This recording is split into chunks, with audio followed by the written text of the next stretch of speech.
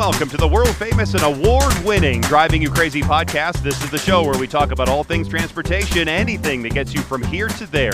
I'm the traffic anchor and transportation reporter for Denver 7 News, Jason Luber. If you would like to be part of the show, you could always give me a call on the listener hotline, 303-832-0217. Well, a few episodes back, number 347 to be exact, I interviewed David Gandini from a company called SoberSafe about their employee alcohol detection systems. And someone who listened to that interview contacted me about another detection system that I have only briefly talked about here on the show. The person is from Scram Systems, S-C-R-A-M, Scram Systems, also headquartered in Greenwood Village, Colorado, as is SoberSafe. And they say they are the leading provider of electronic monitoring and software equipment, including ignition interlock devices, which is the alcohol detection systems, and intelligent speed assistance solution. Well, I thought, cool, yeah, okay, let's schedule this interview. So joining me now is Michael Travars. He is the COO and president of LifeSafer Intelligent Speed Assistance, who can explain how their speed assistance system works and can keep those drivers who might need it, or fleet drivers, safer on the roads. Michael, thank you so much for being here on the world-famous Driving You Crazy podcast. Jason, it's a pleasure to meet you. Pleasure to be here. You were a computer science major in college, right? Is this what you thought you would be doing 25 years later? Oh, I like to tell people that I spent 25 years hiding in closets and building things. And then one day they're like, you should talk to people. And I said, no. And they said, no, you should talk to people. And well, here I am. Perfect. On your LinkedIn page, there was a comment that you made regarding LifeSaver, and you said it's been a roller coaster journey, but we're very excited about the lives that we can save by getting more of these products into vehicles, making our roads a little safer for everyone. To me, that sounds a lot like a good mission statement for what you guys do. Well, thank you then. I crafted that myself. I'll take a small amount of pride. But so LifeSaver's been doing ignition interlocks for 30 years. And it's done amazing things to reduce drunk driving. It's the intelligent speed assist that I was referring to in that little clip. This is a new technology. It's an emerging technology. What it does is you put it in cars, and it uses the car's location to find out what the speed is. And it prevents the driver from going 5 miles above that or 10 miles above that. So I imagine Fast and the Furious is probably not your favorite movie. It was when I was 16. Okay, perfect. Yeah, because and then you talk about, as you just mentioned, the intelligent speed assistance device. What does it look like? How is it installed, or how does it connect to the vehicle? It takes about an hour to install. It's aftermarket. And the truth is, because I'm a big believer in solving the third problem, which is distracted driving, it doesn't look like anything. You shouldn't even notice that it's there. So I would never even see it in the car. Yep. We do have a display that you can put on optionally so you understand what's going on. And that's something that when we work with parents and teen drivers for coaching, we often do that for them. But for the people we're really worried about, which is those fast and the furious drivers, the ones tearing down the roads, our goal there, if you don't mind, Washington, D.C. just did a first in the nation bill, passed earlier this year. And what it does is it mandates this kind of device in cars for people who get a certain amount of speeding tickets every year. Right. And I want to talk more about that coming up in just a little bit, but I really want to get into the weeds about what this device is, what it looks like, how it works, and how it keeps track of how fast you're going. So does it connect to your speedometer in the car, or is it GPS, or how does that work? Absolutely. It is not dependent on GPS or real time. It actually reads data off the OBD port. So the car tells the device how fast it is going, and then it uses the GPS and a very sophisticated mapping system to determine the current allowed speed on that road, compares the two, and if you're going too fast, it just prevents you from accelerating any further. But I remember my days with my first satellite radio, the little MiFi, when they first came out, that if you weren't in the right spot, that you wouldn't be able to get a signal. So it's the same with my phone GPS. So is this device better than that? Obviously, you said it connects into the car, so it reads the speedometer. But how can it always be connected if there are some areas that it might not know that what the speed limit is on that road? So the example I'll give you is the old Garmin, which makes me feel old. Yeah, But back in the day, Garmin, there wasn't 4G everywhere, 5G yeah. everywhere, but Garmin still worked. These devices have an onboard map. So what it does is it downloads the map when it does have connectivity. And then when you go in those rural areas, you go over to some beautiful areas of the country where there's absolutely no connectivity, it still has that map. And it just keeps track from there. Gotcha. My guest is Michael Travars. He's COO and president of LifeSaver Intelligent Speed Assistance. We're talking about the speed detection system that you can put in a car. So it's passive then for the most part. And you said that sometimes I'd be able to see it. So would I be able to watch it, as you said, to educate some drivers to tell me how fast I should be going on that particular road? Absolutely. The, Is this, that is the that a distraction then? Well, that's why we take that approach, right? So we could put it on if you want, but it's no more intrusive than any car these days that has the speedometer and the flashing lights and everything else going on. So if the customer says, "Look, I want to be told what my limits are. I want to be told when I'm getting close to that limit." Absolutely, here's the display, no problem. But for the most part, we recommend just put it in the car and let it take over. Does it monitor as well as the speed how I am driving? Does it monitor how fast I take off from a stop if I do a hard stop at a traffic signal or if I just blow past a red light or stop sign? It absolutely monitors hard acceleration and hard braking. It does not, it can't tell you if you blew past a stop sign. I mean, you could figure that out from the maps, but it doesn't actively do that. When a violation is triggered, let's say I'm going a little bit too fast. What happens next with this device? Does it send it somewhere or does it just register and then I have to take a printout and deliver it to somebody? That's a great question. So it actually just prevents it. Like when this device is in your car and let's say it's configured to 10 miles an hour over the speed limit, you just can't go more than 10 miles an hour over the speed limit. There's no violations. Oh, really? So how does that work? Does it so it can take over the speed of my so I can't go any faster if I slam on the gas? Yep.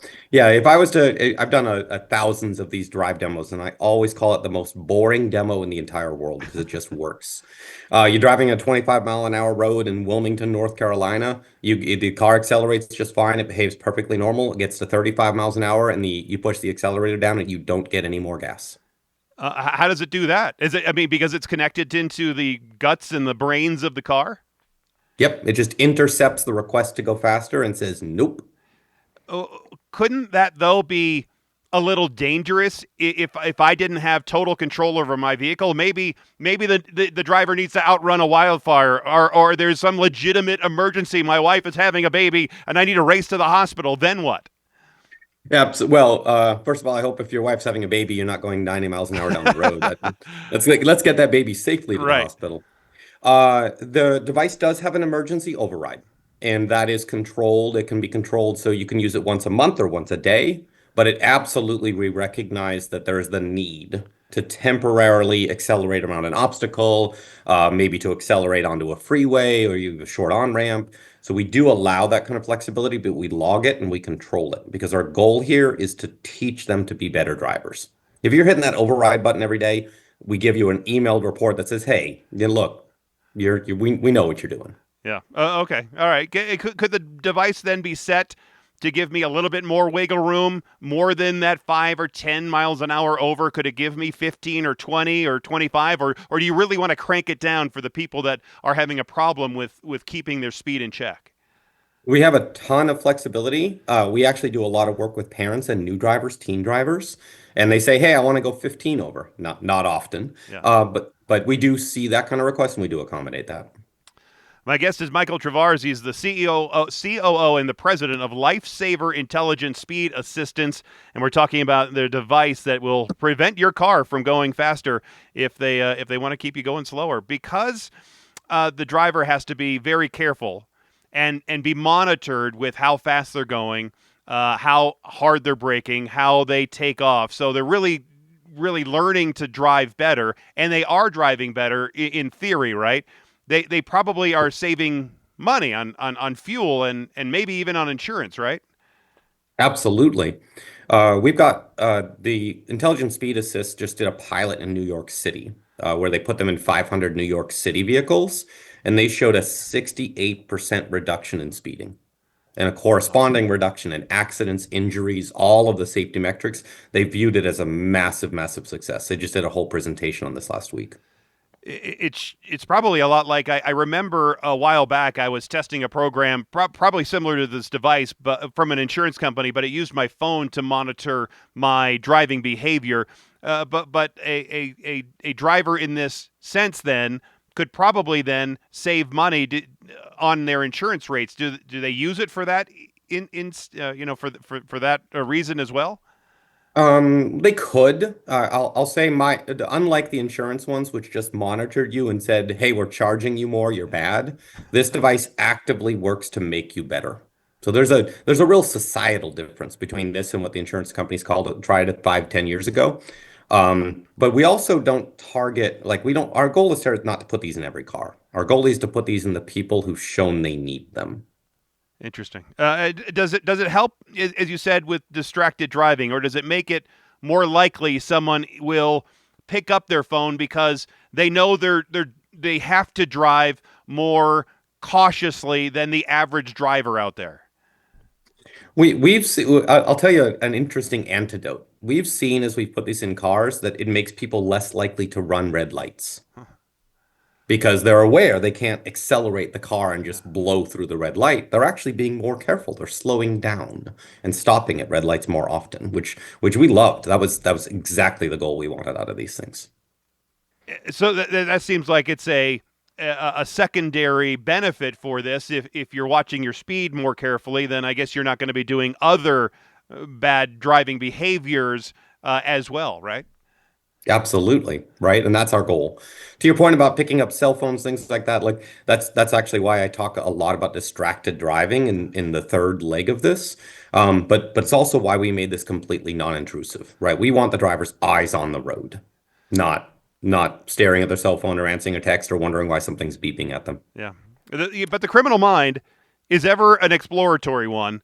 And I'm sure you've seen it, and I'm sure you've heard stories about people trying to trick the device. Has that happened? What have you heard about people trying to circumnavigate the system and make it work for them instead of for you? I will I'll tell a little bit of a joke from my other line of business, Ignition Interlocks. Nobody is more convinced they can drive safely than a drunk driver. And so we have extensive experience dealing with very, very creative people trying to get around this device. Um, uh, Everything can be tampered. Nothing. We like the word tamper resistant, not tamper proof. And we've absolutely seen some creative attempts to go it. But let me. I was demonstrating this to a legislator in a state that I won't name. He got in the car in the driver's seat and said, "Okay, I'm going to break your device." I said, "Okay." I sat there in the passenger seat and watched him try. It was a wonderful conversation. He learned a lot about the device. He didn't succeed in breaking it. Ah, good.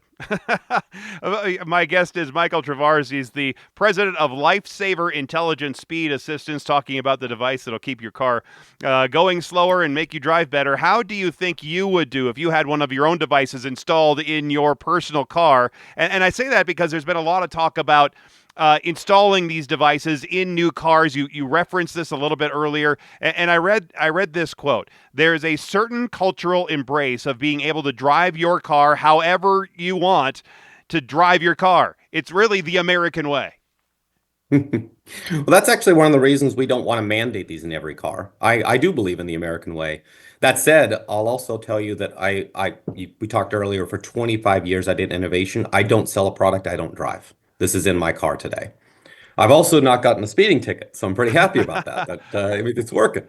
But we envision putting this as a training aid for new drivers. We envision putting this in drivers that have shown through repeated speeding tickets that they need this for a set duration as a coaching and teaching aid. We absolutely do not want to mandate every single 2025 vehicle has this in the car. Well, because Senate Bill 961 in California, it was passed by their legislature. It would have required all new cars sold in California to be equipped with a passive intelligent speed assistance device like that by 2030. Governor Newsom vetoed that bill.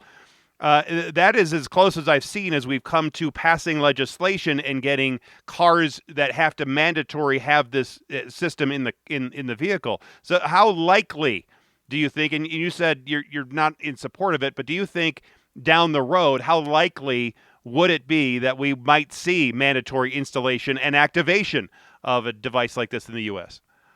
Well, Jason, if you don't mind, let me talk about some of the nuances, Sure. because Europe did something similar as well. Yep. Both the European bill and the California bill mandated what would be called a passive speed system. That is, it doesn't prevent speeding; it just warns the driver that they are. And those do societal good, right? There are times when I travel constantly and I don't know the local speed limit. So something in my car that would inform me that I'm speeding is value Yeah. to me. But there's a big difference between the passive, you override by pushing your pedal down, and the active system that this device represents. The active prevents speeding. And again, that's why I keep talking about the fact that we're looking for target audiences. We're looking to find the drivers that need the most help and help them, not to go toward that mandated every single vehicle can't speed on the road philosophy that I've seen espoused other places.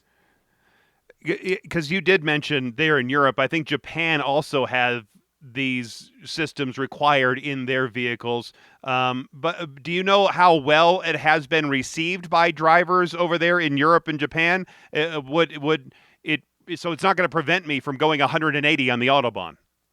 Right, that's the heart of it, right? The EU bill is a fantastic idea. And from a societal perspective, informing people, making good drivers a little better, like I'm supportive of that as well. Please don't misunderstand. That said, to your point, if your goal is to go 180 kilometers an hour on the Autobahn, these systems don't prevent that. But I would actually say that Europe started with the goal of this kind of device. That is, they wanted to prevent speeding, and there was so much societal protest on those kinds of restrictions on vehicles that they ended up watering it down to the point where it just says, "Hey, you're speeding," and they can override it by pushing a pedal. It Uh, really, and if you read some of the articles about the EU law, you'll realize that they're realizing it's not going to have the life-saving impact they'd hoped because it got watered down so much. And since these foreign car makers are now installing these systems in their vehicles, could they be sending those cars over here with that technology that's already installed? Because I know that like BMW and they install things in their car and then you have to turn them on with a subscription or other ways. But could they then be turned on? Those systems be turned on if those cars are imported into the United States? Let's be honest, Jason, that's in your car today. So when I go rent a car, because I don't have a new one, Yeah.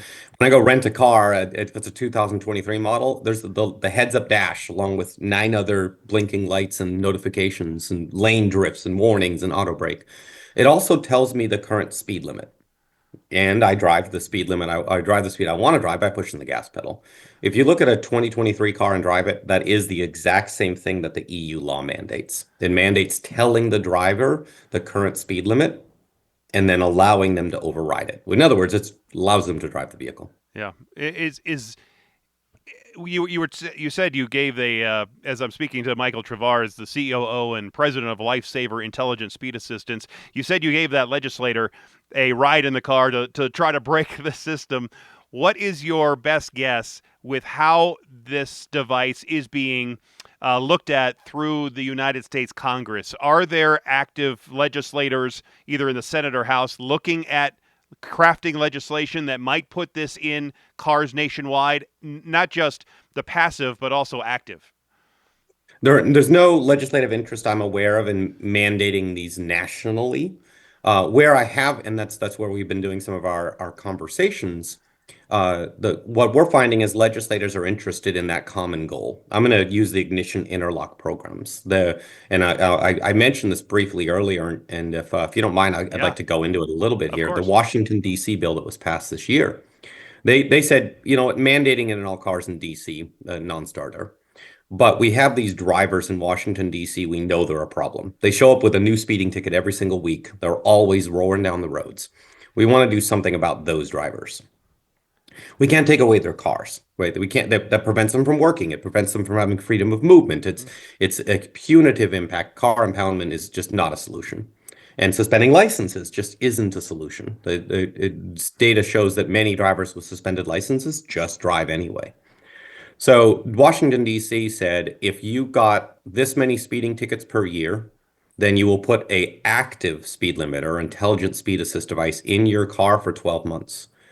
And then it goes, as you go through the administration of that, it goes at the end of 12 months, if the report card says you didn't try and tamper, you showed that you were a good driver, you take it back out, you get your full driving privileges restored, and you go and you had a 12-month training program. And it's not a Saturday afternoon driving class watching those cheesy videos where they show you car crashes, right? This is Right. active training of the driver to help them be a responsible driver in the future. There's many other states in the United States that either already have drafted legislation or are going to be drafting legislation in 2025, where they're using the ignition interlock programs, the drunk driving prevention programs, as a template for how to take those reckless and repeat speeders and give them the same kind of training programs that we did to those drunk drivers. What prevents me then, if I have this device that's been court mandated to be put in my car, from getting a different car, borrowing my wife's car, renting a car, and then where it doesn't have that device in there. Absolutely. No, the ignition interlock program, right, has the exact same challenge. And many states take different approaches, right? The patchwork nation with where are with different mentalities. In some cases, it says every car in your household has to have this device, so you don't just drive your wife's car or drive your spouse's car. In other cases, what we do is we send reports to the DMV and says, "Hey, this is the VIN number of the vehicle they brought to us, just so you know." Right? So if they show up in another vehicle for the driving test, you're aware and you can take the appropriate action. Interesting. My guest is Michael Travars. He's the president of LifeSaver Intelligent Speed Assistance. You said that these devices measure the speed, but could they be combined with a device that does measure the presence of alcohol? Could they be combined into one, or is it just one does one and one does the other? Oh, they can absolutely be combined. Um, I don't want to go too far into trade secrets, but we're very excited about what that opportunity represents. Yeah, because you're not the only device that someone who needs one of these things can use. I mean, there's robust competition out in this space. Absolutely. Yeah, and there's many companies, there's many products. Again, Ignition Interlocks have similar, and we all have a combined mission. We're all working together because our goal at the end of the day is to save lives, make our roads a little safer. But in any business, whether it's fast food or whatever, they always tout their differences between Burger King and McDonald's and Wendy's. Is that similar here? Are there features or services that only your devices offer that another company with similar devices doesn't? Jason, I'd love to be the sales guy and tell you my device is the best ever, and I wouldn't be lying. But the reality is, I'm more interested in working together to get these programs out and saving lives. So if their device and my device are equal measure, if they're both going to save lives, I'll work with them and get that out there.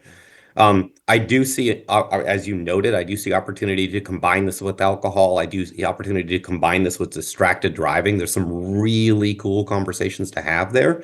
Maybe we can do another podcast. I can Yeah. talk to you about how we can use cameras to detect some of the other issues Oh, that sure. are going on in cars. But for today, even though my sales guy's going to hate me for getting on this and not saying our device is the number one best, most reliable device ever, let's just say that the other devices out there, if we can get people to realize intelligent speed assist can work together across all these devices, I'd be a very happy man. Who else would be a customer of this? If because I have a teenage daughter who just got her license in the last couple of weeks, and I'm not worried about her speeding. She's a good kid, but I'm sure a lot of parents say that about their teen drivers. I was not. I was doing all kinds of bad things, so I'm glad it wasn't around when I was driving. That would be a big problem. However, who else are customers of a device like this? We actually see Vision Zero is a national and international goal cutting deaths caused by city-owned and municipality-owned vehicles to down, getting down to zero. That's the Yeah. entire goal. And we see tremendous adoption on those large vehicles going down those narrow city streets, right? The New York City with those garbage trucks at 3 o'clock in the morning on a 20-mile-an-hour road, holding the driver to 20 miles an hour on those narrow streets. We've seen huge benefits of having these kind of devices in those vehicles as well. Okay, so we're talking about fleets. What if I was worried because I had a boy and he's rambunctious and he's like me and I didn't really trust that he's not going to go speeding down the roadways. I see it every day. I when I pick up my daughters at school, I see these kids doing bad, illegal U-turns right in the middle of the school zone and all kinds of things. Could I get one for my teen if I decided to do that? Absolutely. I'll plug my website. LifeSaver ISA has all kinds of information about these kinds of products, both generically and then ours. And we actually work with many, many, many parents. I'll tell you a personal joke. You said you have a daughter. I have Yeah. three. And I actually had that moment of relief as they're growing older. As I remember Yeah. also what I felt like when I got in my first car, and it was $1,000 beater. It couldn't have gone above Right. 80 if I pushed it. But I wanted it to. And I was like, okay, I have girls. I won't have that testosterone-driven Right. problem. And then my oldest, who's just beginning some of that journey, said, "Daddy, how fast does your car go?" And I'm like, "Oh crap." See? Right there. So yes, we are one of our biggest initiatives is to use this as a training aid for those parents, right? I also believe my daughter was not going to cause problems Yeah. and not going to speed. And I realized that when she's out of sight driving that 2,000-pound vehicle, this kind of device can keep her safe. Right. She doesn't realize, right? She doesn't realize when she accelerates, especially in the torque and acceleration on some of the modern cars. They're so silent. They're so smooth. The next thing you know, you're going 90 miles an hour. It's been less than 3 seconds. Yeah. Put this device in your kid's car, and you will have a kid that not only learns how to drive safer, but also gets home safely. Yeah. Right? Give them that 6 months, get used to the power of the vehicle, then take it back out and let them drive normal. Are there well one? Have you ever put it into a sports car? Oh yeah.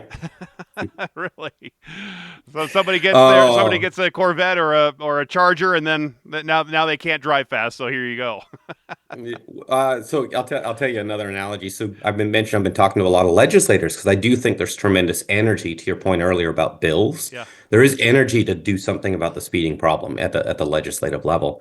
But one of the legislators I was talking to said, "You know what? I'd love to do a demonstration. Let's do a photo shoot. Let's do some video. Let's get some audio. Can you show up in a Lamborghini with this device in it?" And I was like, "A Lamborghini?" He's like, "Yeah, I want to show people that this thing works even in those cars, the Fast and the Yeah. Furious, the cars you're worried about. This device works. You still look cool pulling up, Sure. but you're not going to go 120 miles an hour." I don't. I never understood why people would drive or buy a car like that can go 180 or 200 miles an hour on roads that are designed to go at most 75, 85.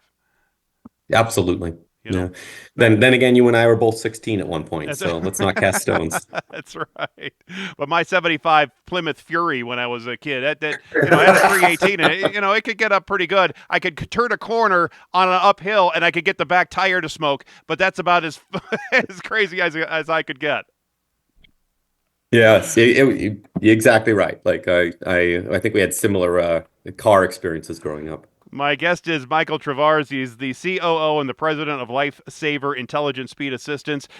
We talk a lot about AI and AI systems. Is there a way that you can tap into AI and use that as part of the training or part of the monitoring of the speeds and these systems?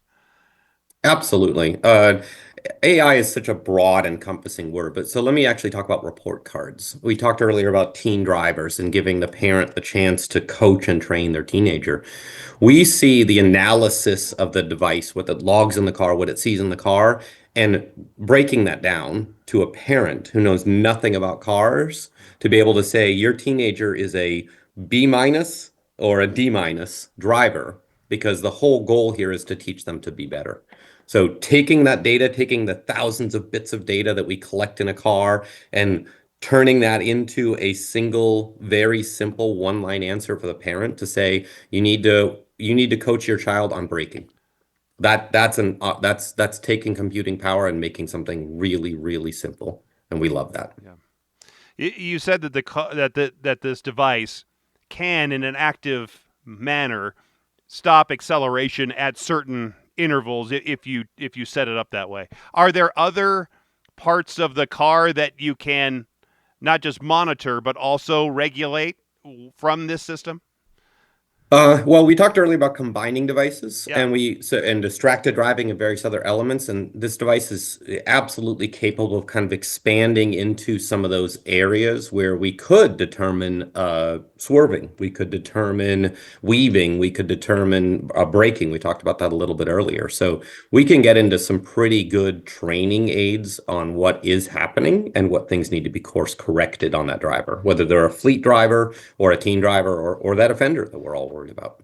And when I get that report back from this system, or however I get this report back, is that something that you have a class that then the driver goes to, or is it a person like me with a teen daughter or the manager of the fleet that then has to talk to those employees and say, look, this is what your driving behavior shows, and we're going to have to work on these behaviors? We've done both. With parents, we figure it's the parent, right? Like, here, we're going to give you the data, we're going to break it down for you, but it's your child. Like, we don't want to be involved in that relationship. We do work with driving schools, which is an interesting area. Like, if you're Right. consistently a D minus, maybe you should be re-enrolled and actually do some on-course training. That's a venue we look at. We take a similar approach with fleets. Hey, fleet manager, here's your 10 worst drivers. You decide, right, what course you're going to put them in, but we'll tell you which ones are the ones that are providing the most risk. Gotcha. I know you say that you could talk about the alcohol detection stuff too. That's interesting to me that, and I think most of those are not self. And I'm not going to put an alcohol detection system in the car for my daughter. She still can't drink yet, right? And I don't think she's all that interested. I think the young kids are a little bit different in that way. But let's say it's court ordered, and somebody has to have it in the system. So how is that hooked up? And is it similar to the speed system where it just won't turn the car on, and that's basically the level of how it works? Traditionally ignition interlocks that's why they're called ignition interlocks, right? They blocked the car from turning on unless you passed a test saying you were alcohol free. And that's worked successfully for decades. The reduction in drunk drivings has been really, really exciting for us to see. In the speed product, one of the things we're particularly interested in is reduction in speed during vehicle operation. So let me give you a story if you don't Yeah, mind. sure. Let's say you're a fleet manager and you've got a device in, it detects alcohol, it detects speeding, and you've got a driver who takes the alcohol test, shows he's alcohol free, starts driving down the road, and then plants a fifth between his legs and starts swigging it while Yeah, he's driving down the road. right. I hope that never happens, but it does. This combined device can do something really clever. It can say, wait a minute, alcohol's been introduced, you're refusing to take your tests. I'm going to start gradually slowing you down. Hmm. Right? I don't want to stop you. I'm not going to abandon you. I'm not going to take your speed to zero. But I can make sure that even though you started the car, even though you're driving down the road, that you aren't pushing the gas pedal and taking this thing to 85 and plowing into somebody. I can make sure that I know there's alcohol.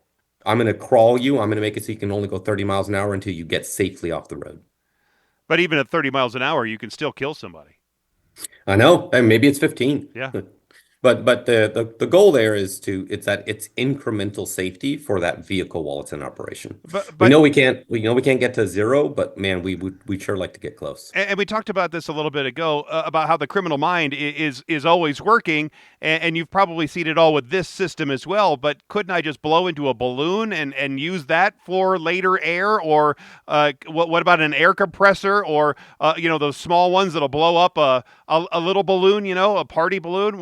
What kind of tricks have you heard from about from people trying to circumnavigate or circumvent this system?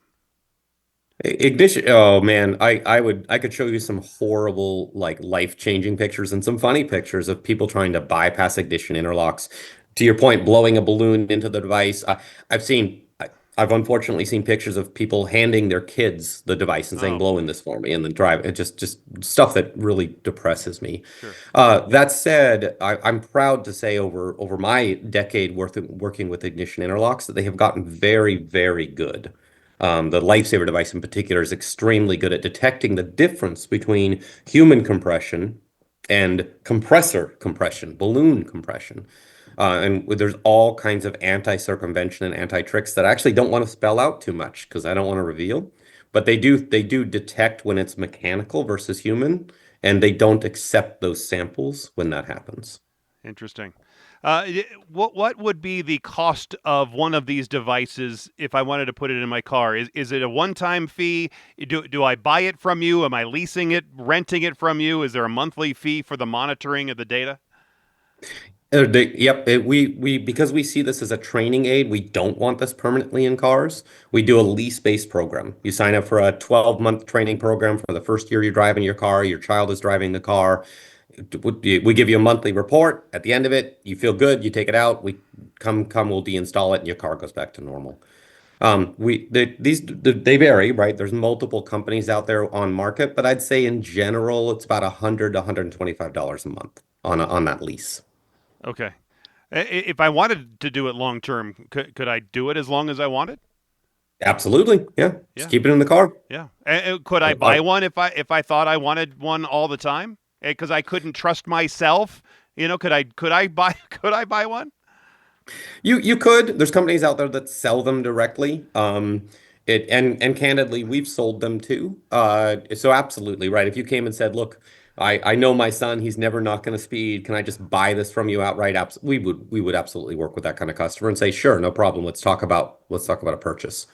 But we would also want to talk then about reporting and data, right? Yeah. Because these devices don't just sit in cars passively. They do connect, they download maps. So there'd be a monthly data fee even if you purchased it, but we do sell them. Interesting. My guest is Michael Travars. He's the COO and president of LifeSaver Intelligent Speed Assistance, talking about these speed devices that can be in your car.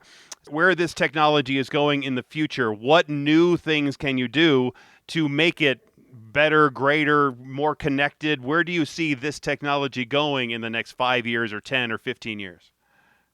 Jason, you did a good job teasing that answer out of me already. We think the next 5 year thing is distracted driving. Yeah. The things cameras are doing these days to both detect impairment, especially the drug-based impairment, to your point, what we did or didn't do as youth and what the next generation is or isn't doing. So we see opportunities to really get to the trifecta, to stop speeding, to stop distracted driving, and to stop alcohol or impaired driving all in one device. That's going to be a roadmap. There's a lot of science to work out there. That's why I say 5 years, but we're really, really excited about what something like this could do. Yeah, because Teslas or in some of the cars, I know GM has their own cruise devices that are supposed to be watching the driver as they have these devices that are engaged. We've Hmm. seen videos where they're not working the way they're supposed to work, right? So how can we trust that these devices are going to be able to watch me distracted driving, speed, all these things? Just like the we can't quite always trust the driver if they're in their Tesla and using the self-driving feature. Yeah, absolutely. Jason, if I knew that answer, I'd probably already have it live. That's why I say there's a lot of work to do. It's a 5 year journey. But I would also say that continuously circles for me back around to the difference between mandating this in every car, to your point, every Tesla has this, Yeah. and putting this only in targeted cars and taking it back out. Because I don't like there's human nature elements that I don't think are solvable. And there's a thousand people out there listening to me right now groaning and saying, Yeah. "Oh, of course it's solvable," and that's okay. Then there are a lot of people smarter than me in the world Yeah. too.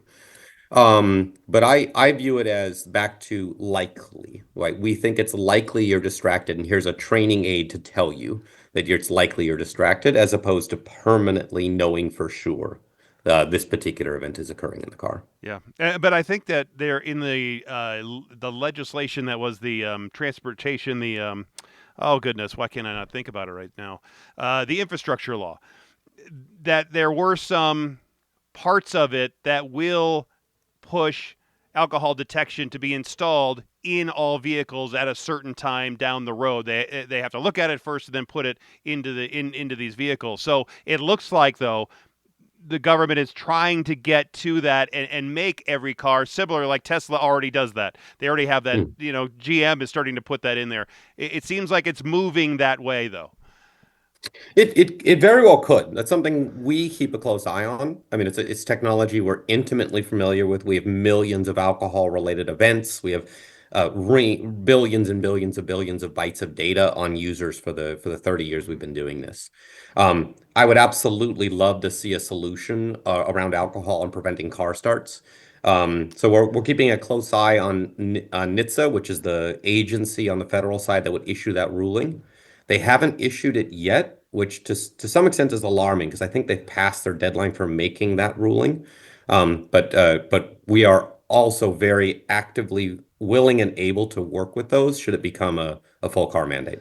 Yeah, because I mean, just bringing it home to here to Colorado. Just yesterday, we had a police officer in Golden, Colorado, on the west side of Metro Denver, who was killed. There were actually two officers who were involved. They were stopped at a crash because of the snow. They were investigating that, helping out, and then here comes a drunk driver, hits both of them, traps them under the car. One of the officers died. The other one was taken to the hospital. And so we could be getting to that point where we almost need to protect ourselves because you don't know who is out there. I see it all the time when I'm driving into work at 3 a.m. I always joke that they say when you're going, it must be light traffic. I said, yeah, it's me and the semis and the cops and the drunks. And basically that's who's out there. Yeah. Yeah, and I don't envy you the 3 a.m. wake up call. That's a tough life. I like to sleep until 7:30. Sure. That said, you're absolutely right. That's one of the I mean I could have done a lot of things. I did do a lot of things before I stumbled on road safety. And you mentioned earlier this is a personal mission. It is for me. I work at LifeSaver because I want to reduce deaths. And if I see an opportunity to do that, whether it's passive alcohol detection, whether it's these active speed limiters, I am all over it because at the end of the day, I don't care how. I don't want people run over by drunk drivers. I don't want kids killed in crossing walks. And I am actively searching, constantly searching for a way to just cut that by a little bit more. So if there's an emerging technology out there, if there's a opportunity to take some of what I do and amplify it and bring it to GM, Mm-hmm. I absolutely welcome that. As a matter of fact, Jason, that's one of the reasons I'm talking to you because I found this technology and I said, you know what? More people should know Yeah. that there are ways to actively cut the speeding problem, and let's tell people about it. Yep. Right. Exactly. Yeah, I see it all the time, every single day, and even on a snow day like we've had today. I mentioned it on my Twitter feed. I put out some video because we had somebody driving, or we have a photographer driving around, and you could see he was in the right lane, and then you see people. The road's snow covered, right? The highway snow covered, so he's going maybe 35, and here comes these usually people in an SUV or a pickup truck, and they're driving twice that fast in the left lane, and you could just see them Yep. going fast, And I've seen those people crash, and I mentioned that, and then well, maybe they have better tires than you, maybe they're better drivers than you. Well, maybe they're just not driving for the conditions. Yeah. I make the sad joke. That's something I talk about frequently in the judicial side. Every small town in America has that pickup truck that speeds through their neighborhood every morning, Yeah. and every small town wishes there was something they could do about that. Um, and that again, that's one of the reasons I've made intelligent speed assist the focal point of what I'm doing right now because we can't take their car away. We can't prevent them from working. They need to have some ability to be mobile. Put this in their car. Yeah. Stop that pickup truck from going 85 miles an hour during a ice and snow event and unfortunately likely plowing into somebody. Yeah, that's where it is. I don't mind them plowing into the wall and crashing themselves, but once they take out somebody who's an innocent, just bystander trying to make their way to work, that's where I get upset about it. Absolutely right. Yeah. If somebody wanted to get more info about this device, your company, how can they do that? I mentioned earlier lifesaverisa.com that has all the product specific information.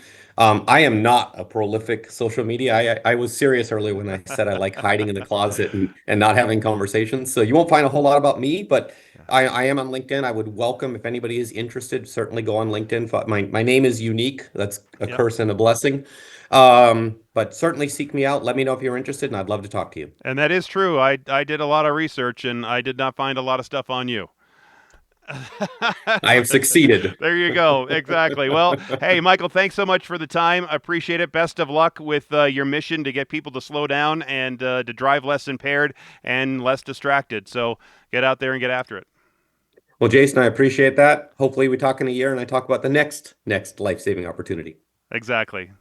Again, I'll have all their contact information in the description of this show, so you can just get the link right there.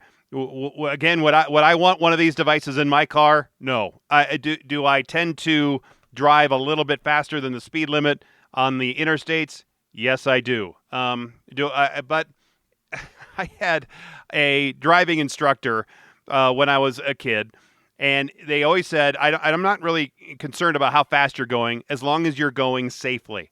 Whatever you're doing, you do it safely. Now, that is different between maybe me and maybe the other guy and my daughter or my wife or my mother-in-law or whomever. So I think relative safety is relative to the driver and their ability and the vehicle and the tires and the equipment and the roadway and the infrastructure and the drivers around them. I mean, there's a lot of pieces to how somebody can drive safely and how somebody should drive safely. So I could see in the next, as Michael said, in the next several years, I think legislation will be heading that way. And maybe they don't even need to wait for legislation, because some of the vehicle makers, like I said, Tesla, GM, a lot of it is already there. You start with cruise control, you start with automatic windows. You have all of these features in the car that's supposed to help keep you safe, the lane assist and all those things, right? And then maybe this is just another one that people would get used to. I could see this going into used cars first, and then into fleet cars all over, and then into the personal car space. But I could really see it going into rental cars, because imagine a rental car company would love to have the technology to not allow their renters to drive outrageously fast. Maybe set it at 10 or 15 miles an hour above the speed limit, whatever road they're on. And usually in the town, they'd have the maps in that system. I could really see it going that way. It'd be interesting to see how it all turns out. Anyway, thanks again for being here. Thanks for listening. And until next time, I'm Jason Luber, the traffic guy. Be safe, and as always, happy motoring.